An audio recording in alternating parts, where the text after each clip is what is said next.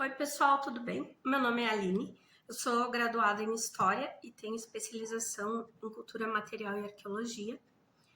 E desde sempre eu sou apaixonada por literatura. O meu pai sempre nos incentivou a ler, a gente sempre teve diversos livros assim à disposição. Estou tentando fazer o mesmo com meu filho. Eu tenho um gurizinho que agora em fevereiro vai completar 2 aninhos. Ele já tem os livrinhos dele ali e ele se mostra bem entusiasmado. Eu não estou dando aula no momento, então me surgiu essa ideia de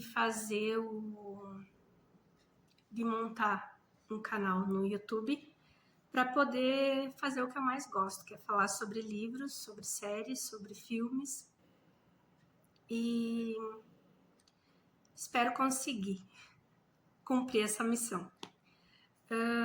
Eu acho que todo mundo que é leitor, assim, que tá sempre lendo, assim, alguma coisa, ou até quem lê esporadicamente, sempre tem alguma coisa a acrescentar. Porque toda leitura depende do momento que a gente tá na nossa vida, depende da carga que a gente tá carregando, depende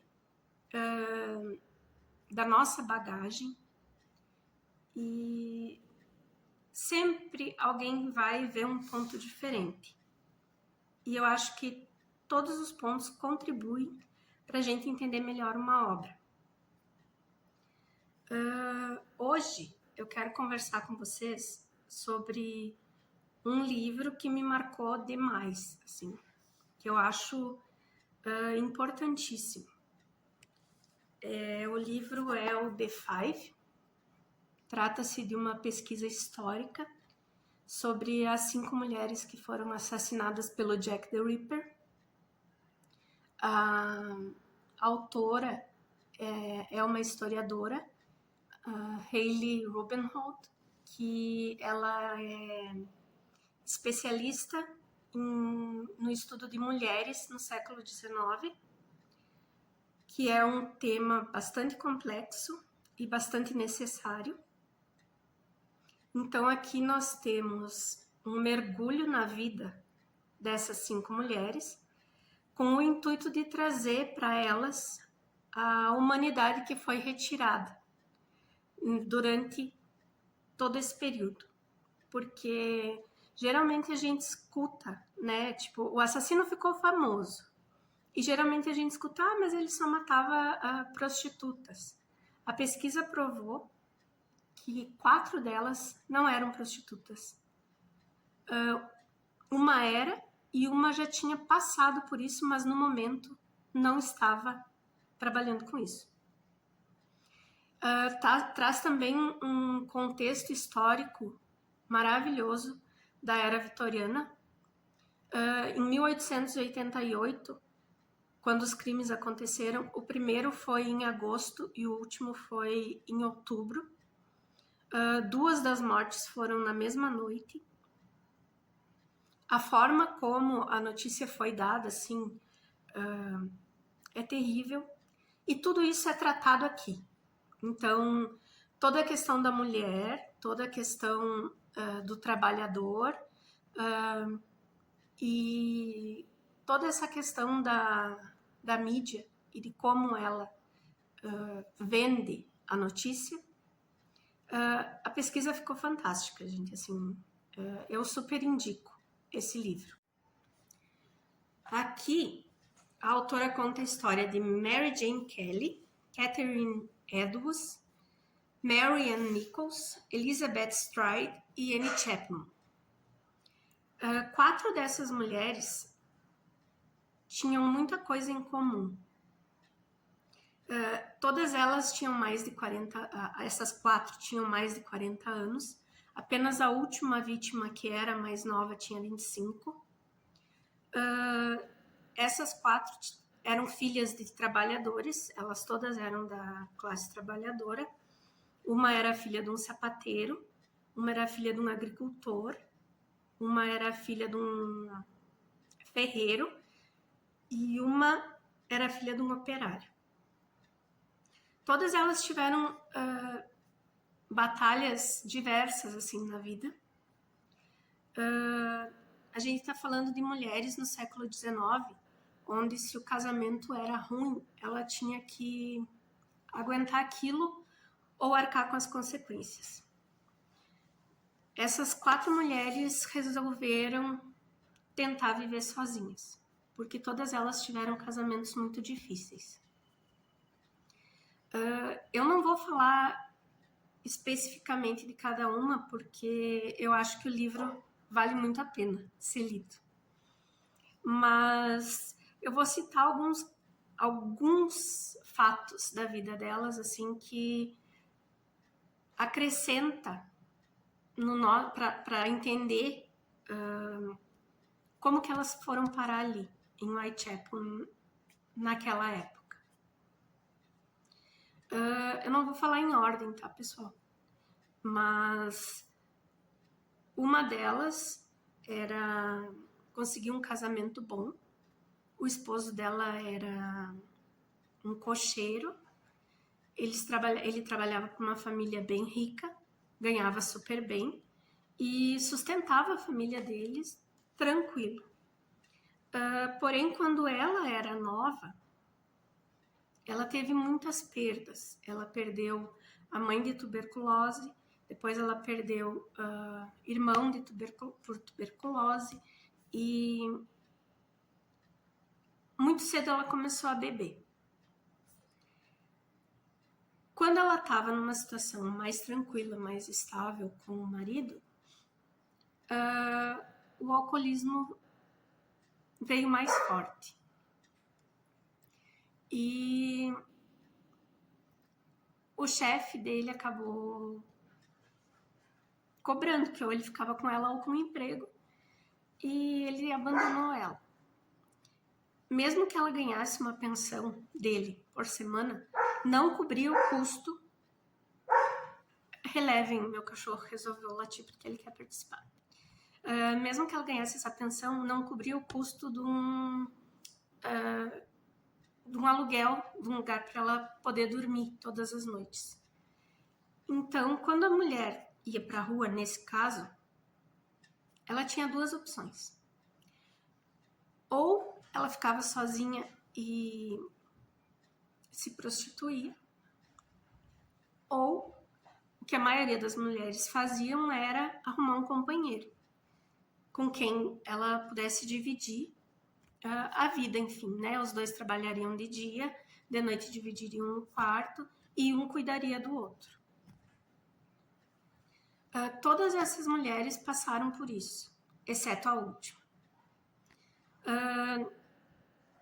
Como todas elas, essas 4, tinham a idade entre 40 e 46 anos, a maioria delas já tinha tido filhos, já tinha saído de um casamento assim e estava procurando simplesmente seguir a vida. Em várias partes da história de todas elas acabaram parando numa casa de trabalho. As casas de trabalho eram instituições governamentais que tinham o intuito de tirar as pessoas da rua durante a noite. Porém, a pessoa posava na casa e no próximo dia ela tinha que ficar ali trabalhando para pagar o pouso e a janta. Acabava que virava um ciclo que não terminava nunca e essas mulheres não podiam ficar muito tempo lá porque elas não iam ganhar dinheiro nunca, elas não iam ter outra experiência nunca. Essas casas de trabalho também acolhiam famílias. Então, quando uma família chegasse lá, mãe, pai e filhos, eles eram separados. As mulheres iam para a ala feminina, os homens para a ala masculina e as crianças, em algumas das casas de trabalho, iam para as escolas. O intuito dessas escolas era fazer com que a criança saísse dali como uma profissão e que, estando ali durante o dia, ela não ia estar passando pelos problemas da família, digamos assim. Eu não ia estar vendo a questão do alcoolismo em casa, não ia estar vendo briga, não ia estar na rua vendo o que acontecia. era uma forma do governo tentar tirar as pessoas da rua. Porém, mesmo na pesquisa aqui, ela encontrou que havia muitas violações nessas casas, o que fazia com que as pessoas acabassem ficando um pouco de tempo e saindo.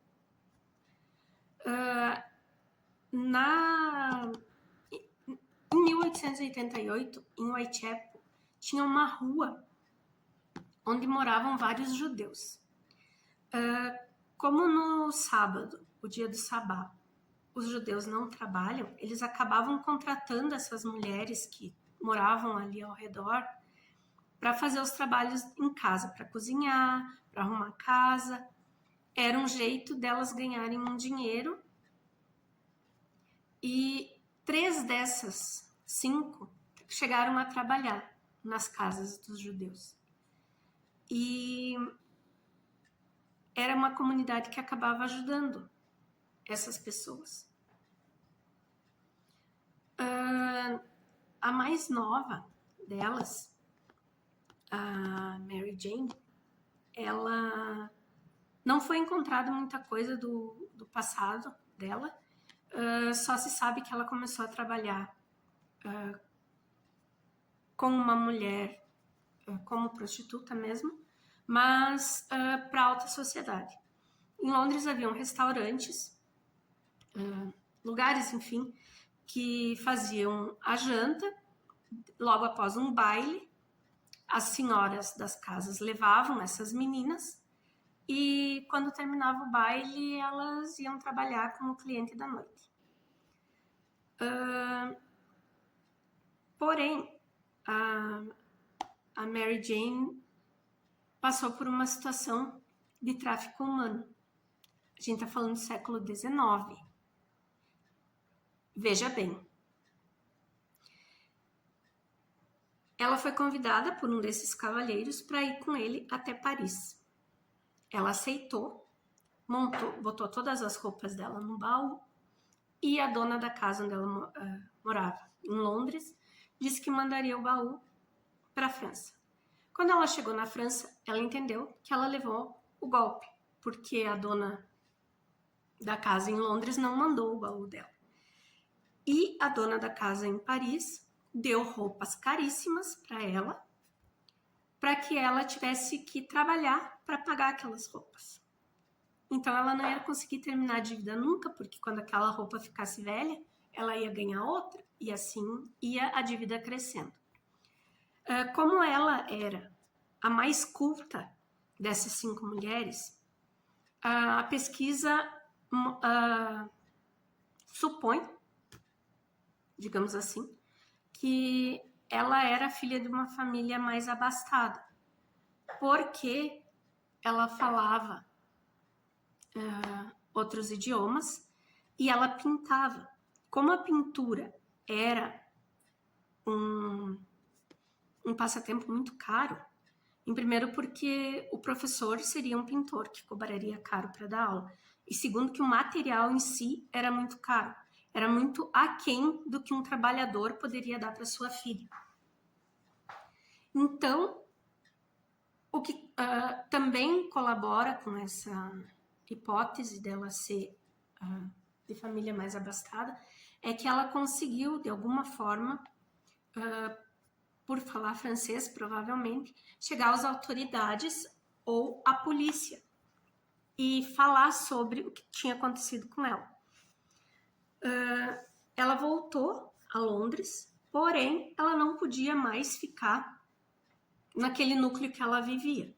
Então, ela foi alugar um apartamento, um quarto, né, perto das docas, e depois das docas ela acabou indo parar em Whitechapel. Outra, se não me engano, é a Elizabeth. Ela saiu do interior da Suécia, foi trabalhar com uma família numa cidade maior, e ela acabou tendo um caso com o irmão do dono da casa e foi enganada, né? E não só nesse golpe, não só ela engravidou, como ela pegou sífilis. Quando ela saiu dessa casa para ir para outro lugar, ela já estava grávida. Quando ela chegou lá, por estar grávida e ser solteira, ela foi registrada como prostituta. A doença em si não deixaria a gravidez avançar, né? Então, ela acabou perdendo o nenê. Passou um tempo numa enfermaria, cuidando, tratando a sífilis também. E quando ela saiu dali, ela conseguiu trabalhar numa casa através de um projeto de uma igreja, se não me engano. E através das pessoas dessa casa com quem ela trabalhou, ela acabou indo com outra família para Londres. Ela chegou em Londres, ela conheceu uma outra pessoa, ela casou, mas do casamento não rendia fruto, porque ela não podia ter filho. Provavelmente ela teve diversos abortos. E o casamento não durou. O que fez ela ir para a rua e terminar nessa tragédia.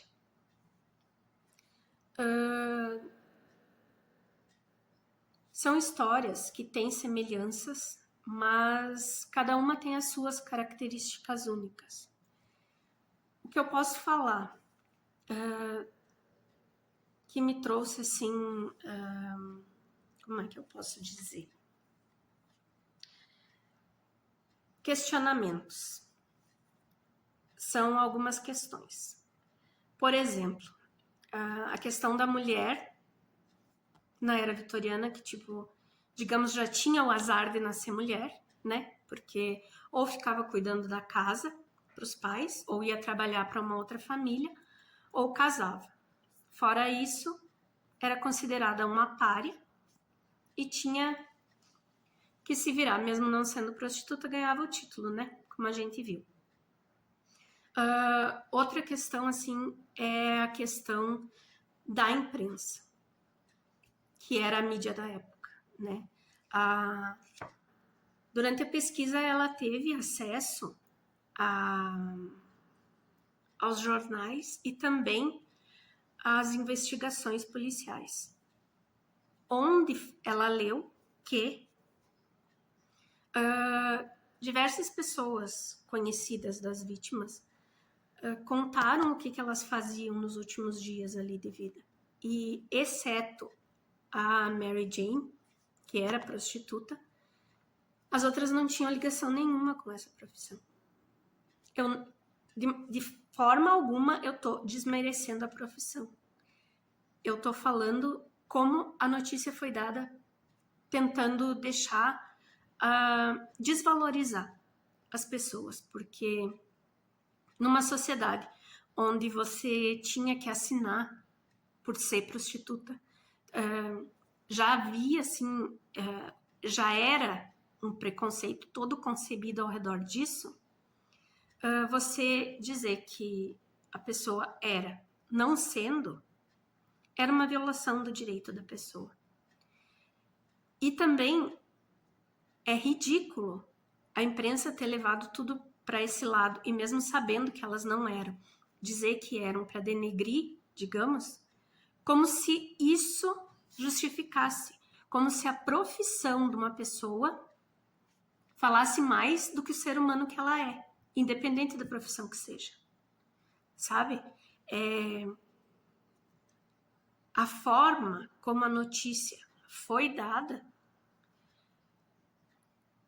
sem considerar nada, nem a pessoa, nem a família, nada. Tipo, só para vender folhetim. E é muito triste, assim, a gente ver que a gente está falando do século XIX, nós estamos no século XXI e isso continua acontecendo. Não há, como não havia, a empatia de quem escreve uma notícia de falecimento de alguém com a família. Não há. A pessoa é descrita simplesmente como é o nome, a forma brutal como ela foi assassinada.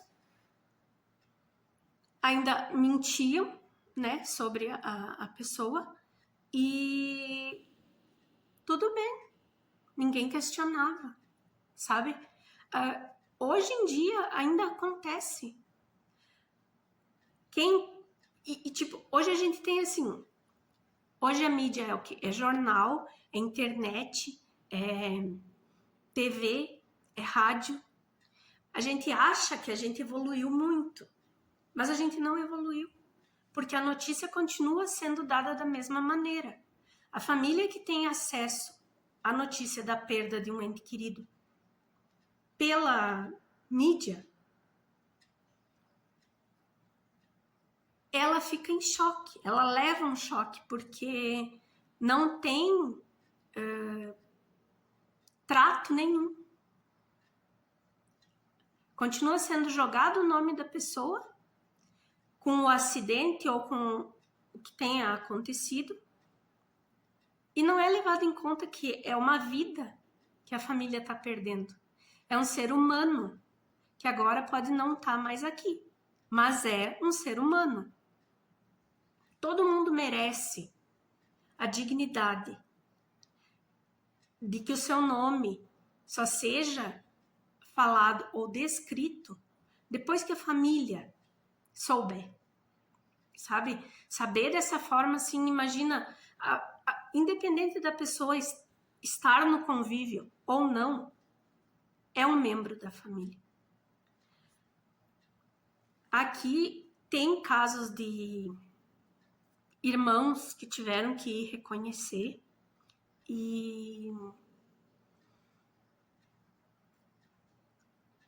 terem sabido daquela forma e quando estão lá presentes, dizem que a pessoa não era aquilo e é simplesmente ignorado, sabe? É muito triste, na verdade é lamentável que as coisas continuem dessa forma, que não as pessoas responsáveis pela mídia continuem só querendo vender folhetim. É lamentável mesmo. Mas, enfim, esse é um dos temas. Eu não quero falar mais, quer dizer, na verdade eu queria, mas eu quero só incentivar, eu quero instigar vocês a quererem ler esse livro, a terem acesso a essa obra. A editora Wish, ela agora faz parte da Darkside Books e tá no site da Darkside já esse livro à venda. Eu dei uma olhadinha antes. E eu quero muito que mais gente leia, sabe? Eu acho que são diversos assuntos pertinentes ainda hoje. São coisas que a gente precisa falar sobre, sabe? O alcoolismo é um assunto extremamente delicado.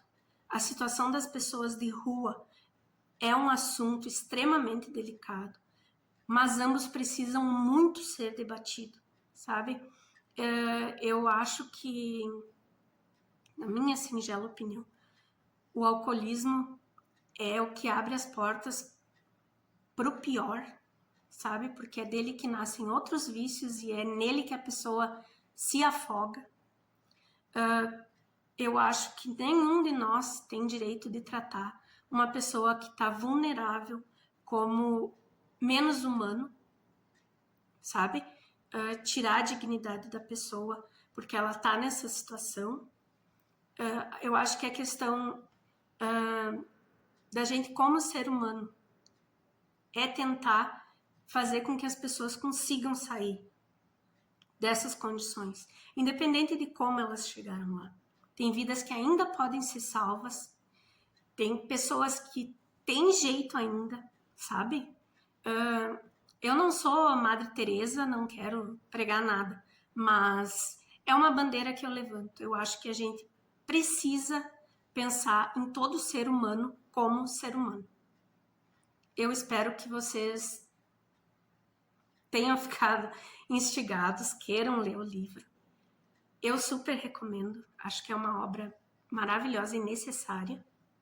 E desculpem se eu me prolonguei demais, mas tem muita coisa para falar sobre. Obrigada por ficarem aqui comigo até agora, por me ouvirem e até o próximo. Tchau, tchau!